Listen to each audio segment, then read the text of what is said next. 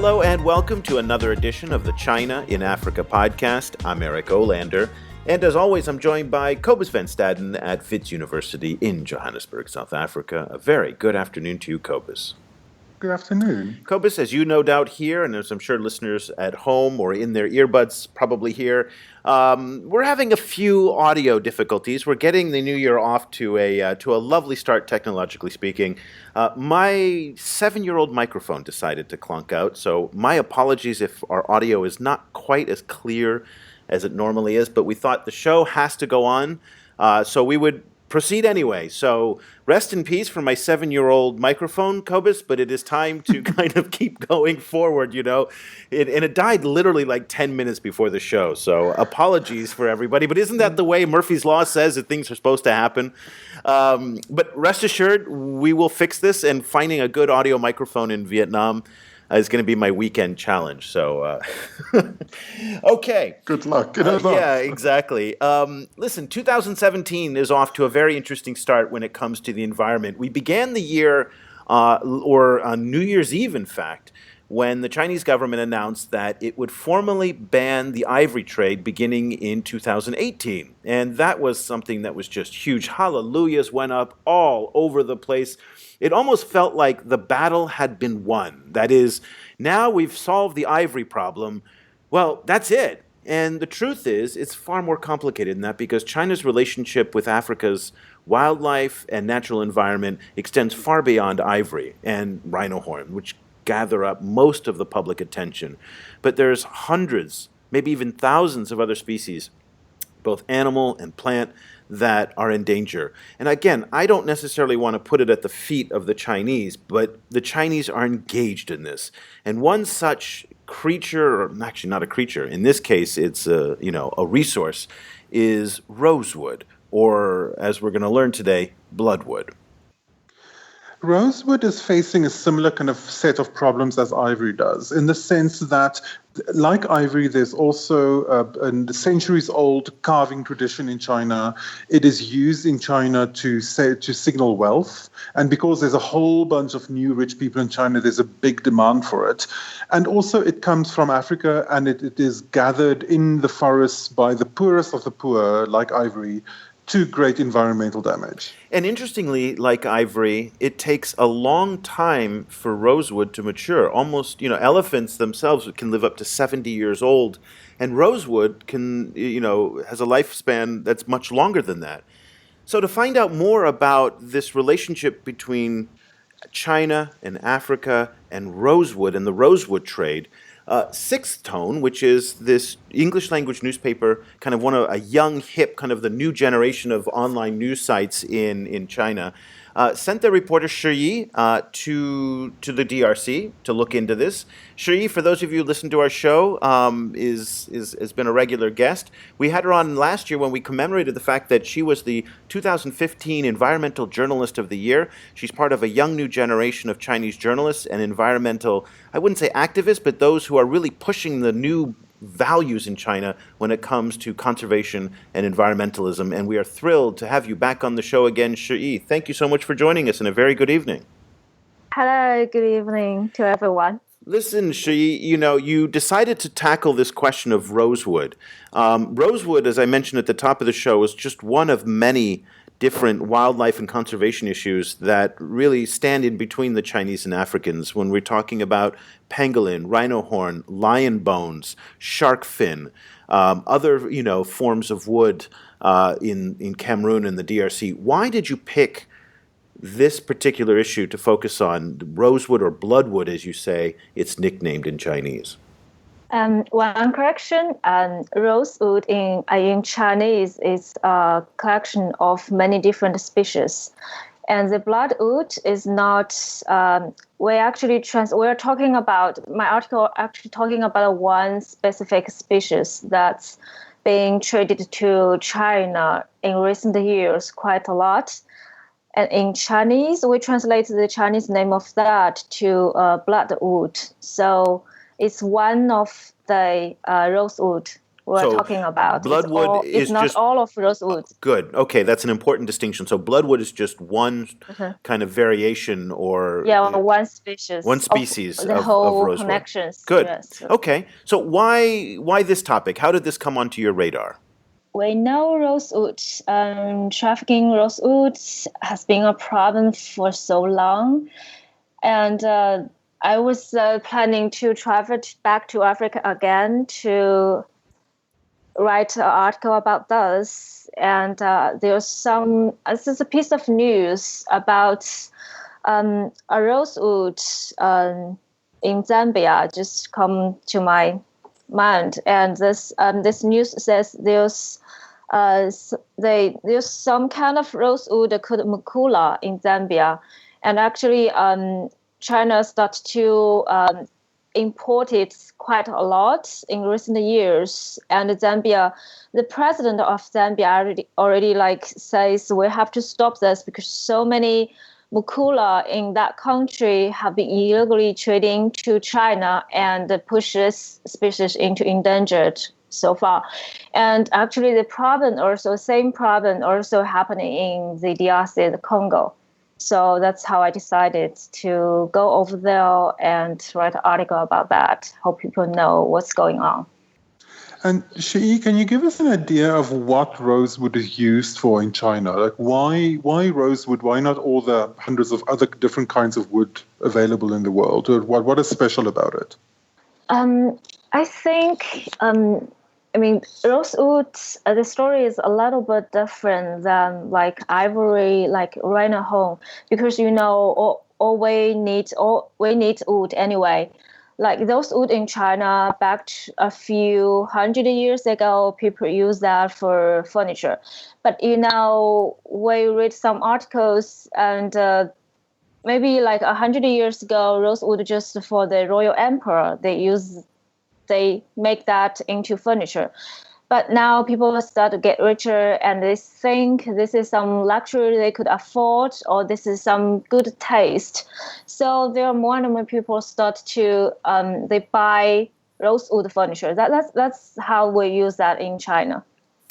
I guess, what people, and I'm sure a lot of people listening to the show, are probably having this sense of kind of like, oh, God, I mean, the frustration that we keep running into the same problem in China, which is as people get wealthier, they want things, but given the size of the Chinese population, when the demand goes up for anything, it just immediately exceeds the supply. So whether it's pangolin, whether it's rhino horn, whether it's lion bone, whether it's ivory, and now rosewood or bloodwood, as you talked about. So what can we do about this? I mean, we keep running into this problem over and over again. Is there any solution in your mind to containing Chinese demand for these wildlife and natural resource products that are endangered in such a way that it actually becomes sustainable, or are we bound just because of the Chinese demand just to run through some of these things? Yeah, I totally agree with you because I think, you heard a similar story always. These people like something, then it become less and less. What I think is it's different animal products. For trees, timbers, actually everybody needs that. We can't live without them. But what you need is you can choose to buy something that actually more sustainable. Like rosewood, they grow so slow. It takes like nearly a century for some of the species to grow mature, to grow big. So you need very good management. You can choose some trees like they grow fast, and for most of us, it's very simple. Like you don't need those luxury goods, right? You can use normal stuff, and the happiness in your life doesn't depend on all of this stuff. That's what I think. It's just when people buy those wood furniture, they probably don't think in that way. They don't know so many like species go endangered. The story happened in China before. Like we read books, like says a century ago, there's some rosewood in Hainan province. That's an island in the far south of China. they grow all over the island. Then people just over harvested and they become endangered. Then push people to go to other Asian countries. And then now when some species gets endangered in Asia, then people go to Africa because the government, they all have weak management. So it's the same story. It sounds very familiar. Yeah, Cobus, let me ask you a quick question here. Do you think? So I'm just going to pick up on what Shi Yi said, and people are very quick to blame the Chinese. Chinese demand for all of this. You see on our Facebook page and in posts, people's they use the worst language to describe the Chinese for their consumption of these products. But do you think that the West, particularly or the industrialized world, including Japan, has any moral legitimacy to criticize the Chinese? And I'm not saying that in a kind of loaded question. I'm wondering if we in the West, who consume tons of stuff that comes from the developing world, can actually criticize the Chinese, or are the Chinese doing something that is more egregious than our consumption patterns in the West? I don't think the West has any real moral standing to criticize China. What you frequently find in Western discourse about Chinese consumption is that there is this kind of monsterization of Chinese consumption. So I did an experiment a while ago where I just Googled China and insatiable. And it just hit after hit after hit. China is described as having insatiable appetites for every single thing on earth. And so there is this kind of thing where any kind of Western discussion of Chinese consumption always tends to present that consumption as freaky. Whereas Western consumption is seen as normal. So no one talks about, for example, about the idea of upgrading your phone from, say, an iPhone 6 to an iPhone 7. No one discusses that as a monster, as a kind of a freakish or horrible or, kind of disgusting kind of way, like a mode of Western consumption. That's just seen as normal. But obviously, the kind of minerals, the rare earths and other minerals like cobalt and so on that are used in cell phones drive very similar kind of extraction economies in Africa as ivory does. I think the difference maybe is that in China, so much of these particular products, things like ivory, things like rhino horn, are connected to ancient culture. So much of it in China goes back to there was a tradition of carving this kind of wood for centuries, and now people are linking back into that. And that seems to me that's a little bit different. It's an interesting kind of thing to unpack. Shi, just to connect onto that, to take it to the African side, you mentioned in your article that you compare it to other commodities like copper, for example, and how copper and cobalt, for example, mostly the elites in the DRC get rich out of it. Whereas the people who tend to make a little bit of money out of rosewood in the DRC are poor people. I wonder if you could unpack that a little bit and talk about what is the impact on the local community in the DRC that you saw? When I was here, I actually very surprised because every loggers I talked to, I asked them the same question. Do you like to work with Chinese? They all said, yes, I like it very, very much because they have no other choices. If they don't cut down trees, they can only live on their small farms, or they burn some charcoal and just let a little bit money out of that. And they still cut down trees to burn charcoal. So it's for so many of them, if they log the rosewood for out to Chinese, usually they earn at least twice than they could. So, and it's not a big money. It's like they probably earn less than $10 a day, but it's already very, very good for most of them. So I think we're talking about the poor of the poorest. So it's really, it's hard to judge, I think. Yeah, and I think you bring up an interesting point here because a lot of people make the incorrect assumption that the Chinese are cutting the wood down themselves, that Chinese in Africa are actually doing this. And what you're saying and what your reporting found is that Chinese are engaging locals to do that work and then buying it from them and exporting it back. And this kind of echoes what we heard from Greenpeace in Cameroon with some of the logging, and also in the Republic of Congo, where the Chinese are taking advantage of very weak governance systems and some, and legal systems to get illegal permits. And in this case, is maybe in the Republic of the Congo, they are doing some of the cutting, but for the most part, it's Africans that are doing the cutting in Zambia, DRC, Zimbabwe, and Cameroon. And so, talk to me a little bit about that side of your reporting. That you kind of talked about the corruption that exists and that fuels this trade in bloodwood. I can give you some examples, like when I just land in Kinshasa, and the custom officers actually ask for bribe. They ask me to pay them some money so they can just give me a stamp and enter into that country. And no matter where I go, if I talk to local officers, they always ask the same thing. They say something like, "Oh, give me some money so I can buy a cup of coffee," something like that. And I think that's pretty the same thing every Chinese would have when they're in the DRC. What? So Congo is very different than other African countries I've seen. It's poorer, and they hold how can I say this? It's the least developed country I've seen in Africa. So it's really like people don't have anything at their small houses.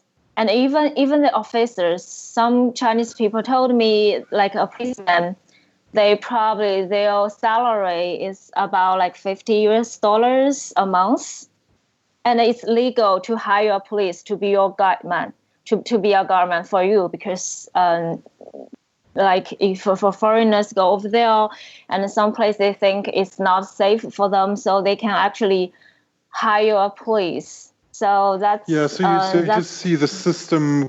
The system is completely weak, and where people are paid so low, then of course they need to gather other money to survive. Yes, I think so. And Congo is not a cheap country. So many things, because they don't make a lot of things by themselves. So many things are imported from other countries. And if you go to a convenience store, there's so many things that local people couldn't afford. So here we are again confronting another environmental crisis. There's no doubt in my mind that the logging will go on, and there's no force in the Congo that can bring it under control. So the question is, what do we do about it?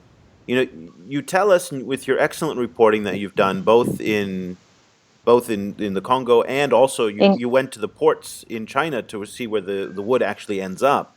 But what's the solution here? Or is there a solution? Is it naive of us to think that this can actually be solved? What I think is most important right now is China really need to change its laws when we're talking about importing logs, because not like EU, not like America, like China government, when they importing logs, they actually, all the documentation you ask is not, they don't need to show the logs actually come from legal source. So I think that needs to be changed immediately. But do you have faith in Chinese laws? Because corruption is a big problem in China too. Yes, but that's a bigger question. But at least if you change the laws immediately, and things will get better, right? Because everything take a long time. You just need to do it step by step. And if you ask me what needs to be done right now, I think this is the first thing we can do. Yeah. I do agree with some NGOs, like the law. It's too weak right now, because illegal logs can get into this country so easily. Cobus, here we are once again on the front door of the Chinese legal system, where we hope that the Chinese legal system, and also a generational push from people like Shi Yi and her generation, will kind of curb demand in China. call me a little bit skeptical here because, the Chinese legal system has not proven itself yet. It may be changing, but it's not proven itself yet to be effective in really curtailing demand on a massive scale. As we're seeing with ivory and rhino horn, a lot of it's coming through here in Vietnam. So China's a very big and porous country. So I agree with Shi Yi. I think changing the laws is the first step. Hopefully changing buying patterns, as Wild Aid says, when the buying stops, the killing does too. Hopefully in this case it's the cutting does too. But it makes me sad yet again that here we are facing another environmental crisis, Cobus. I think we would be naive to think that this is just a governance issue. Governance is a very, very important part of it. And, kind of clearly, as Shi has shown, governance in Africa, especially in the DRC, is really not up to the task. But I think this is really what we're seeing is it's a crisis of underdevelopment. And you can govern as hard as you want. You're not going to change the fact that people are hungry. And so I think in this sense, I tend to come down on the Chinese side of the rhetoric rather than on the American side. I don't think that you can governance your way out of this problem. Like you can only really address this problem if you address the wider problem of systemic underdevelopment in Africa. But the problem is, it's like once that development has happened, I'm not sure if there's any forest left to protect. Yeah. So that's the issue. So Shi Yi, if people want to find your story, what's the best way they can do it? Where can they find your reporting on this subject? They can find my articles at this website, sixtone.com. That's 6SIXTHTONE. It is a fun website, so if you want to kind of tap into a little bit of the zeitgeist of what Chinese, what's going on in China. It's designed for a foreign audience, so you get more of a foreign take, but at the same time, you get a lot more variety of Chinese news than you would in the Western press. So check out Sixth Tone. It's kind of an adjunct to the Chinese, equivalent of that, which is called The Paper. So if you read Chinese, you're going to definitely want to follow The Paper. Both are, as Chinese news sites go, are quite good. So, and reporting from Shi Yi is absolutely fantastic. So Shi Yi, we're just so thrilled you were able to join us back on the program again.